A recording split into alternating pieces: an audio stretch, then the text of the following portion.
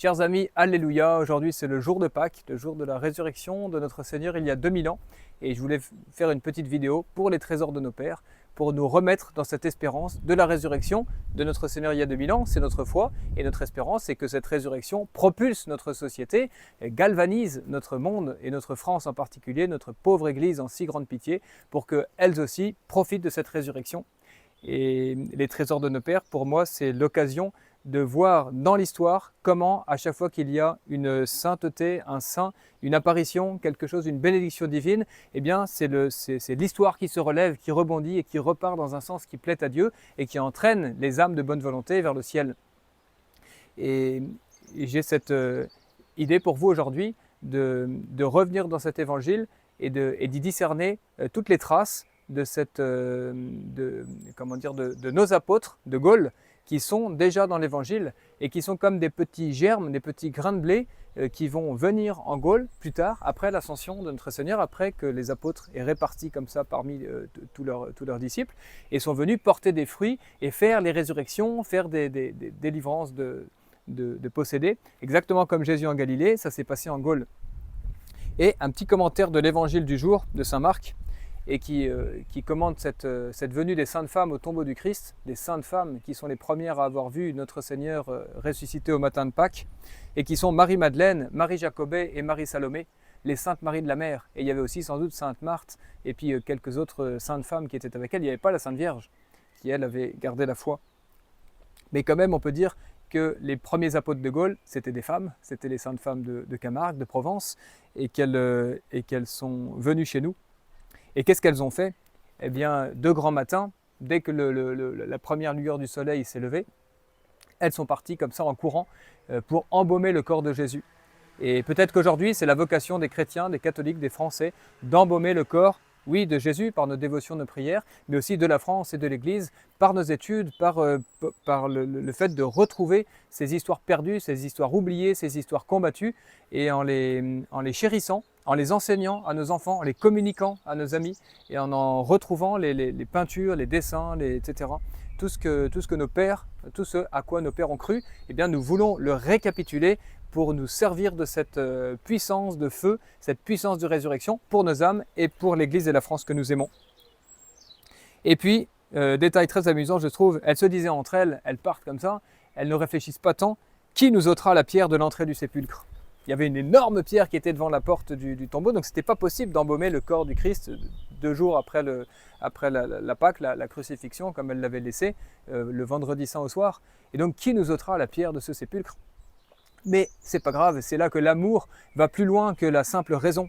Et c'est là que ça rejoint nos études et notre difficulté contre les historiens, même catholiques, qui font de l'histoire plus avec leur raison qu'avec leur foi et avec leur cœur, avec l'amour, avec la charité de ces saintes femmes. C'est-à-dire qu'on pourrait se dire, mais qui pourra nous donner l'assurance que ces miracles sont vrais, que cette histoire n'est pas une légende ou une fable, et que tout cela est vrai, aussi vrai que l'Évangile?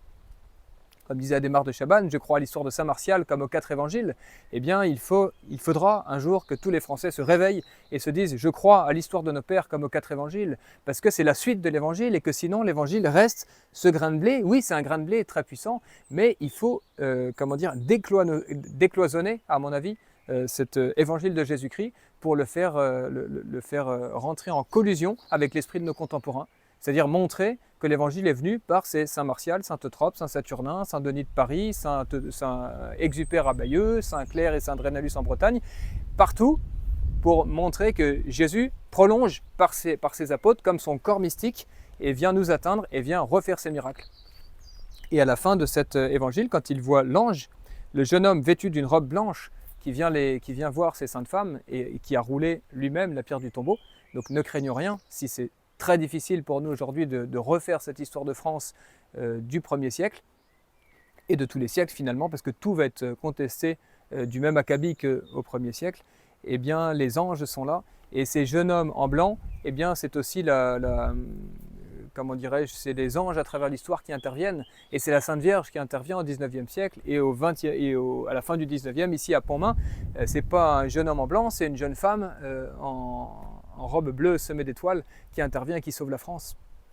Et donc toutes ces histoires-là sont le véritable moteur, les véritables acteurs de notre histoire, qui est une histoire sainte. Et que dit ce jeune homme? Il leur dit deux choses. Ne craignez pas, vous cherchez Jésus de Nazareth le crucifié. Et aujourd'hui, on pourrait dire, ne craignez pas, vous, catholiques français, qui cherchez cette ancienne France, ce modèle français, cette chrétienté de notre histoire, qui apparemment a disparu de la terre, qui a été crucifiée par les méchants, par les impies, par les blasphémateurs, etc., par tous les démons qui y sont déchaînés. Eh bien, cette Église persécutée, cette France en grande pitié, elle vous attend, mais d'une autre manière, mais elle vous attend quand même sur ces lieux. C'est pour ça que les saintes femmes vont dans ce tombeau et que nous allons en pèlerinage partout où il y a des traces de bénédiction pour essayer de retrouver comme ces saintes femmes et d'avoir un jour cette apparition, si Dieu le veut, pourquoi pas, d'un ange ou de la Vierge ou d'un saint qui nous conforte et qui galvanise un petit peu les Français. On parle du retour de Sainte Jeanne d'Arc. Est-ce que ça pourrait pas être aussi ce jeune homme, cette jeune femme vêtue de blanc vêtu, symbole de sa pureté, de son innocence et de ses victoires militaires, et qu'elle revienne, comme elle l'a promis, en différents lieux d'apparition, pour sa mission posthume, disait Monseigneur de Lassus. Sainte Jeanne d'Arc reviendra à la tête des troupes avec Saint Michel et avec bien des saints qui les accompagneront. Et ainsi, nous sommes pleins d'espérance. Et il leur dit, il est ressuscité, il n'est plus ici. Allez dire à ses disciples et à Pierre, nous on dirait, allez dire au clergé, allez dire à ceux qui n'y croient plus, allez dire à ceux qui sont chargés normalement de garder l'histoire de nos pères et qui ne le font plus, qu'il vous précède en Galilée. Près de chez Lidvos, in Galiléam. Et la Galilée, les pères de l'Église disent que entre la Galilée, les Galates, la Galatie, la Galice espagnole et la Gaule, la France finalement, eh bien tout ça c'est le même peuple. Et donc, quand il dit « je vous précède en Galilée », j'aime voir dans ce petit verset eh bien, l'annonce de cette prédication évangélique qui va se faire tout de suite par les Saintes Marie de la Mer qui sont là au tombeau, par Sainte Marie-Madeleine, et qui vont venir comme ça à la Sainte-Baume annoncer Jésus et Jésus-Christ crucifiés, comme disait Saint Paul. Et ensuite tout à l'avenant. Et quand Saint Martial vient représentant de Saint Pierre, eh bien c'est pareil, c'est par Saint Martial c'est Saint Pierre et par Saint Martial c'est Jésus-Christ qui vient en Gaule dès le 1er siècle. Merveille de cette histoire méconnue. Et on comprend pourquoi elle est méconnue et pourquoi elle est combattue. Il n'y a rien de nouveau sous le soleil. C'est là que vous le verrez, comme il vous l'a dit.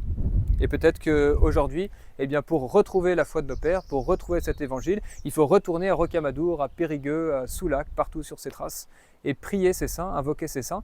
Peut-être pendant la semaine sainte, vous avez pensé au petit Saint Martial pendant la Seine, ou à Sainte Eutrope le jour des rameaux, ou Sainte Marie le vendredi saint au pied de la croix, avec Marie-Madeleine, Marthe, et puis Joseph d'Arimathie qui monte en Angleterre et qui nous envoie en Bretagne Saint Drénalus, le disciple de Joseph d'Arimathie. Gloire de la Bretagne celtique, du Finistère, d'avoir cet apôtre, disciple du témoin, un des seuls témoins, hommes de la résurrection, avec Nicodème aussi qui était avec lui. Et puis Saint Ruf, qui est le fils de Simon de Cyrène, qui a porté la croix. Saint Ruf, premier évêque d'Avignon, avec son frère Alexandre, qui est parti à un autre lieu.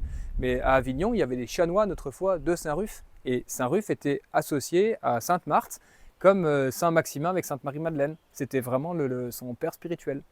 Et puis il y a encore, j'ai pensé encore, évidemment, Sainte Véronique, l'héroïne du calvaire, comme on l'a appelée, cette femme si courageuse, et qui est venue chez nous, qui était d'ailleurs d'origine gauloise, et qui est venue chez nous, à Soulac, en haut de la pointe du Médoc, et qui est venue nous apporter aussi l'évangile. On voit que la Gaule est cernée comme ça de toutes parts, par un complot divin, un complot merveilleux, qui fait que les plus proches témoins du Christ sont venus chez nous comme ça, et que nos pères, donc, se sont convertis. Et comme Dieu ne change pas, et que cette histoire, jadis, elle s'est faite une fois, elle se refera demain, peut-être pas exactement de la même manière, comme dit l'ange ici. Il n'est plus ici, d'accord, il n'est plus forcément à Soulac, à Rocamadour, mais il y est quand même d'une certaine manière. Et quand Dieu interviendra à nouveau pour retrouver ces derniers fidèles, leur redonner cette espérance, eh bien, prions pour que nous soyons des âmes ressuscitées, des âmes dans la grâce de Dieu, pour adhérer tout de suite au plan de Dieu.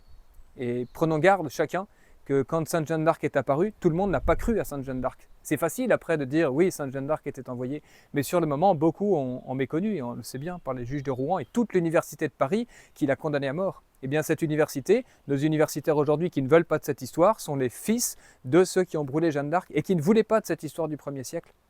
Et là, on comprend ce fil rouge dans l'histoire et que nous voulons être fidèles à Sainte Jeanne d'Arc et à Sainte-Eutrope et à Saint-Martial et à Saint-Denis et à tous ces saints et à ces Sainte Marie-Madeleine qui sont venus chez nous et que ça nous donne une dévotion pour Jésus, pour la Vierge et pour ce mystère de Dieu qui s'est révélé sur la terre pour, comment dire, pour nous arracher aux ténèbres dans lesquelles nous sommes encore, peut-être, sans doute tous, plus ou moins, et pour nous redonner cette lumière qu'on a vue tout à l'heure, qui n'est pas loin et qui reviendra par la grâce de Dieu. Voilà, je vous souhaite un saint et joyeux jour de Pâques, et puis une sainte huitaine, parce que chaque jour de la semaine, c'est comme si c'était le jour de Pâques, tellement l'Église est contente de fêter la plus grande fête, en tout cas la plus glorieuse fête, et en parallèle avec celle de Noël.